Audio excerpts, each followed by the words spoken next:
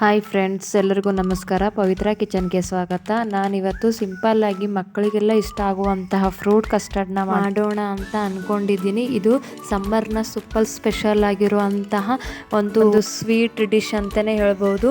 ಅದರಲ್ಲೂ ಕೋಲ್ಡ್ ಆಗಿ ತಿಂದರೆ ಸೂಪರ್ ಆಗಿರುತ್ತೆ. ಬಟ್ ನಾನಿವತ್ತು ಮಾಡ್ತಾ ಇದ್ದೀನಿ, ಮನೆಯಲ್ಲಿ ಎಲ್ಲರೂ ಮಾಡುವಂತ ಹೇಳ್ತಾ ಇದ್ರು, ಸೊ ಮಾಡ್ತಾ ಇದ್ದೀನಿ. ಬನ್ನಿ ನೋಡೋಣ.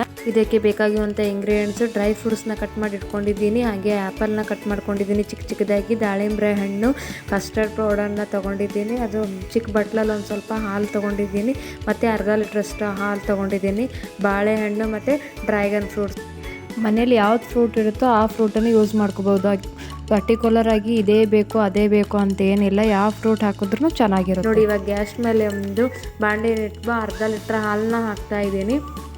ಹಾಲು ಒಂದು ಕುದಿ ಬಂದರೆ ಸಾಕು, ಜಾಸ್ತಿ ಹೊತ್ತು ಕುದಿಬೇಕಂತ ಏನಿಲ್ಲ. ಇವಾಗ ಕೆಲವೊಂದು ಮಕ್ಕಳು ಅದು ಫ್ರೂಟ್ಸ್ ತಿನ್ನಲ್ಲ, ಇದು ಫ್ರೂಟ್ ತಿನ್ನಲ್ಲ ಅಂತಿರ್ತಾರಲ್ಲ, ಅಂಥ ಮಕ್ಕಳಿಗೆ ಈ ಥರ ಕಸ್ಟರ್ಡ್ ಮಾಡಿಕೊಟ್ರೆ ತುಂಬ ಇಷ್ಟಪಟ್ಟು ತಿಂತಾರೆ. ಹಾಗೆ ನೋಡೋದಕ್ಕೂ ತುಂಬ ಕಲರ್ಫುಲ್ ಆಗಿರುತ್ತಲ್ಲ, ಚೆನ್ನಾಗಿ ತಿಂತಾರೆ, ಇಷ್ಟಪಟ್ಟು ತಿಂತಾರೆ. ಈ ಮತ್ತೊಂದು ಬೌಲ್ಗೆ, ಚಿಕ್ಕ ಬೌಲಲ್ಲಿ ಹಾಲು ಇಟ್ಟಿದ್ವಲ್ಲ ಆ ಬೌಲಲ್ಲಿ ಕಸ್ಟರ್ಡ್ ಪೌಡರ್ನ ಹಾಕ್ತಾಯಿದ್ದೀನಿ. ಕಸ್ಟರ್ಡ್ ಪೌಡರ್ 2ರಿಂದ 2.5 ಚಮಚನ ಹಾಕ್ಕೊಳ್ಬೋದು. ಹಾಕ್ಕೊಂಡು ಚೆನ್ನಾಗಿ ಮಿಕ್ಸ್ ಮಾಡಬೇಕು. ಅದು ಪೌಡ್ರ್ ಬೇಗ ಹಾಲಲ್ಲಿ ಮಿಕ್ಸ್ ಆಗಲ್ಲ, ಹಾಗಾಗಿ ಚೆನ್ನಾಗಿ ಕಲಿಸ್ಬೇಕು.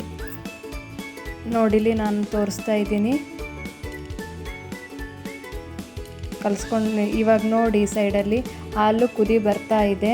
ಇವಾಗ ಕುದಿ ಬರೋ ಟೈಮಲ್ಲಿ ಸಕ್ಕರೆನ ಹಾಕಬೇಕು. ನಾನಿಲ್ಲಿ ಒಂದು ಅರ್ಧ ಬಟ್ಲಷ್ಟು ಸಕ್ಕರೆ ಹಾಕ್ತಾಯಿದ್ದೀನಿ.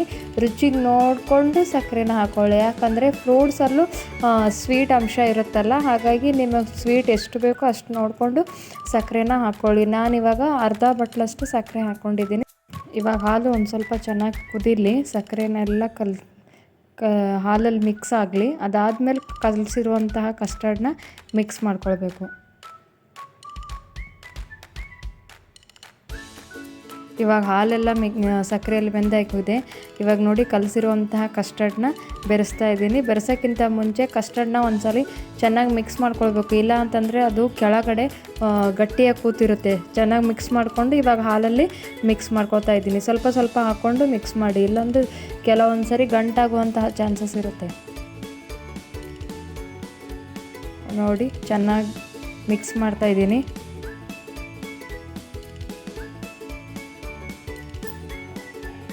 ನಿಮಗೆ ಇನ್ನೂ ಕಸ್ಟರ್ಡ್ ತುಂಬ ಗಟ್ಟಿ ಬೇಕು, ಐಸ್ ಥರ ಬೇಕು ಅಂತಂತಂದರೆ ಇನ್ನೊಂದು ಸ್ಪೂನ್ ಕಸ್ಟರ್ಡ್ ಪೌಡರ್ನ ಮಿಕ್ಸ್ ಮಾಡ್ಕೊಂಡು ಹಾಕ್ಕೊಳ್ಬೋದು.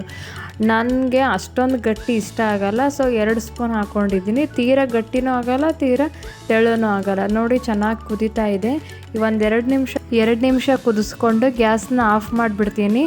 ಇದು ಫುಲ್ ತಣ್ಣಗಾಗಬೇಕು, ಅಂದಮೇಲೆ ಎಲ್ಲ ಫ್ರೂಟ್ಸ್ನ ಮಿಕ್ಸ್ ಮಾಡ್ಕೊಳ್ಬೋದು. ನೋಡಿ, ಇವಾಗ ಗ್ಯಾಸ್ ಆಫ್ ಮಾಡಿದ್ದೀನಿ, ತಣ್ಣಗಾಗಕ್ಕೆ ಬಿಟ್ಟಿದ್ದೀನಿ.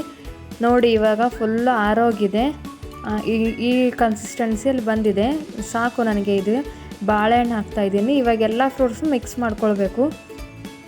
ಡ್ರ್ಯಾಗನ್ ಫ್ರೂಟು, ದಾಳಿಂಬೆ ಹಣ್ಣು,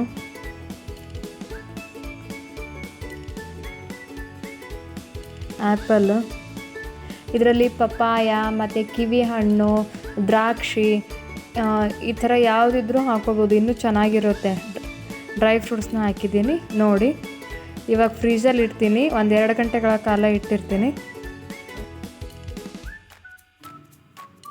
ಇವಾಗ ಫುಲ್ ತಣ್ಣಗಾಗಿದೆ ಅನಿಸುತ್ತೆ. ನೋಡಿ, ನನ್ನ ಮಗ ಅಮ್ಮ ರೆಡಿ ಆಯಿತಾ ಅಂತ ಎಷ್ಟೊತ್ತಾಯಿತು ತಲೆ ತಿಂತಿದ್ದ. ಇವಾಗ 2 ಗಂಟೆ ಆಗಿದೆ. ನೋಡೋಣ, ಓಪನ್ ಮಾಡಿಬಿಟ್ಟು ಹೆಂಗಾಗಿದೆ ಅಂತ. ಫುಲ್ಲು ಚೈಲ್ಡ್ ಆಗಿತ್ತು.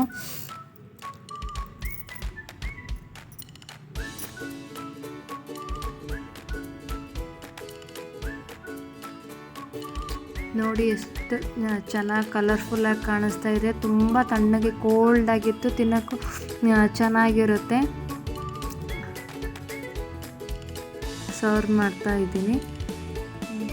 ಇಷ್ಟೇ, ಒಂದು ಅರ್ಧ ಗಂಟೆಲೆಲ್ಲ ಮಾಡಿಬಿಟ್ಟು ಒಂದು 2 ಅವರ್ಸ್ ವೇಟ್ ಮಾಡಿದ್ರೆ ಸಖತ್ತಾಗಿರುವಂಥ ಫ್ರೂಟ್ ಕಸ್ಟರ್ಡ್ ರೆಡಿಯಾಗಿರುತ್ತೆ.